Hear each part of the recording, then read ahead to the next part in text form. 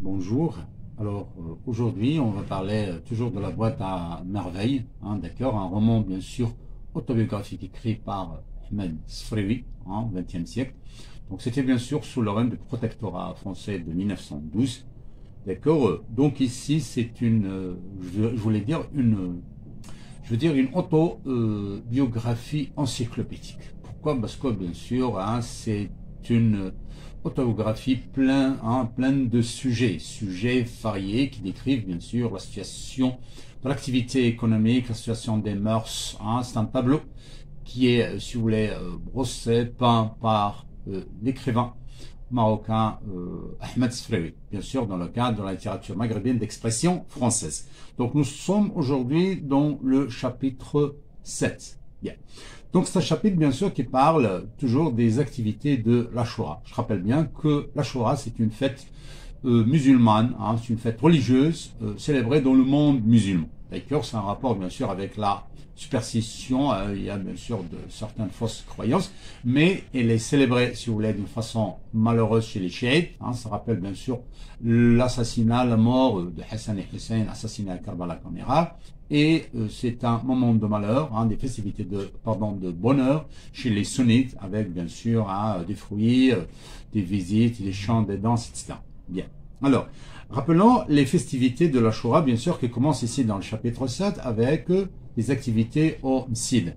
Donc, il y a les élèves, Mahdra, ils sont partis au Msid, bien sûr, pour installer des cierges. Sorte, bien sûr, de dispositifs avec des mèches trempées dans de l'huile et en les allumant, bien sûr, avec du verre, ça donne un éclairage extraordinaire. Bien. Donc, les élèves ont participé et après avoir terminé, le fqih, bien sûr, il va donner des invocations. Ils vont lire un petit peu des versets coraniques et en souhaitant, bien sûr, la joie et la prospérité aux musulmans et à feu Mohammed V, le prince des croyants. D'accord, bien.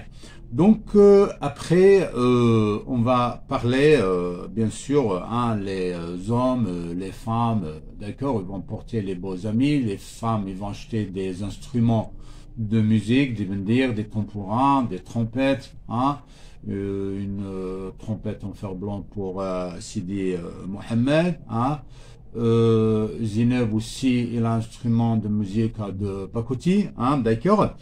Puis, il y a bien sûr l'achat de jouets, d'accord, qui vont servir bien sûr aux festivités pendant l'Achoura. Bien.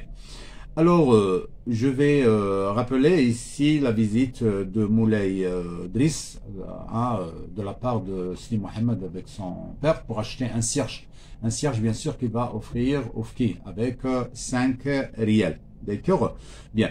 Donc, je rappelle que dans ce chapitre 7-là, on parle aussi de l'activité, du rôle, bien sûr, du coiffeur. La visite de Sidi al-Islam avec Sidi Mohammed au coiffeur.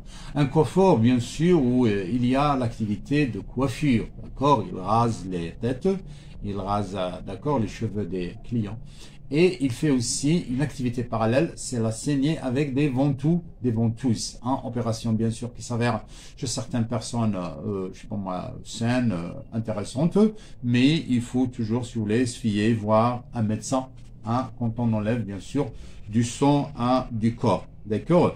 Alors si Mohamed lors de la coiffure, il a été blessé.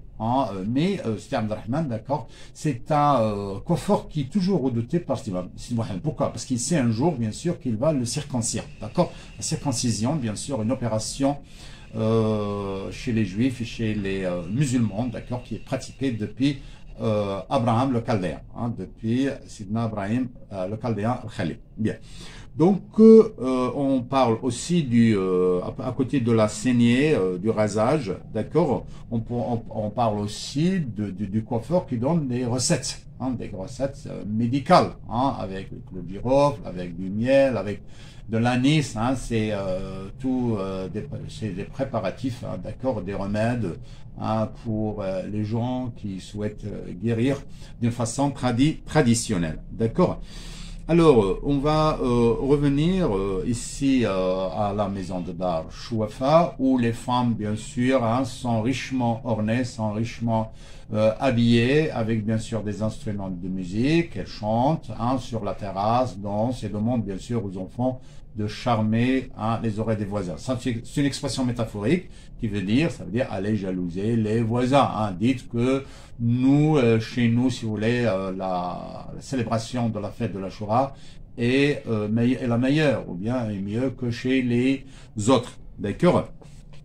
Alors, puis on parle de la visite de la Aïcha chez la Zubida, et Sidi Mohammed, bien sûr, ce moment le demande d'aller sur la terrasse, mais lui, il n'a pas raconté, il sait que c'est du commérage, d'accord, il sait que c'est du potent, d'accord, ça veut dire que c'est ciblé quelqu'un, surtout le sujet Moulay Labi, hein, qui a, si vous voulez, été ruiné, puis redressé par le concours par l'assistance de sa femme, hein, la Khadija. Bien, donc les femmes richement vêtues, chantaient, dansaient sur la terrasse, tout le monde est heureux, donc l'Ashura, fête, si vous voulez, musulmane, célébrée dans le monde musulman entier, mais certaines habitudes, si vous voulez, c'est à éviter, d'accord. C'est comme, je sais pas moi, ne pas jeter de l'eau chaude, ne pas, je sais pas, entrer à la maison de la main, je sais pas moi, du pied gauche, puis des gens qui disent Baba Ishor, ni Baba Ishor, ni rien du tout. Tout simplement, c'est une fête qu'il faut célébrer, ça commémore la mort, si vous voulez, des enfants, hein, des fils de Sidna Ali, d'accord, assassiné.